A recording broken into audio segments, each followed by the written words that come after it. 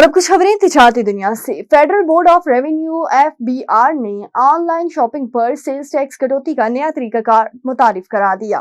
Federal board of revenue کے جاری کردہ نوٹیفکیشن کے ذریعے سیلز ٹیکس رولز 2006 میں ایک نیا باب شامل کرتے ہوئے آن لائن مارکیٹ پلیس ادائیگیوں کے ذریعے اور ذرائع اور کوریئر سروس پر سیلز ٹیکس کی کٹوتی سے متعلق اہم ترامیم کر رہی ہیں۔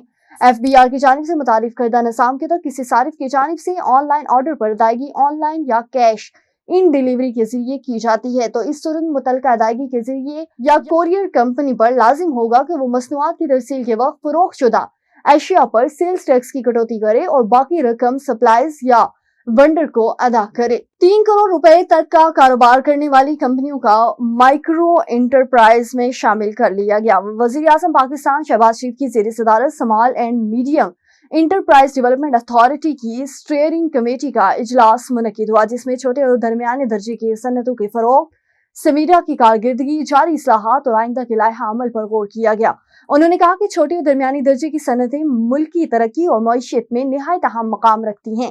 انہوں نے اس بات پر زور دیا کہ حکومت چھوٹے اور درمیانے درجے کے کاروبار کو فروغ دینے کے لیے ترجیحی بنیادوں پر اقدامات کر رہی ہے۔ اور وزیر اعظم نے نجکاری کمیشن بورڈ کے 2 نئے ممبران کی منظوری دے دی۔ CM سیکرٹری سے جاری اعلامیہ کے مطابق آصف علی قریشی اور عامر شہزاد کو نجکاری کمیشن بورڈ ممبران مقرر کر دیا گیا۔ Asif Qureshi CEO UBL fund manager مالیاتی شعبے میں وسیع تجربہ رکھتے ہیں۔ اعلامیہ میں بتایا گیا کہ آصف قریشی کے پاس توانائی سیکٹر کا بھی وسیع تجربہ ہے جو نجکاری ایجنڈے کے لیے کلیدی کردار ادا کریں گے۔ Aamir Shahzad chairman unity food limited banking اور پرائیویٹ ایکویٹی میں تجربہ رکھتے ہیں۔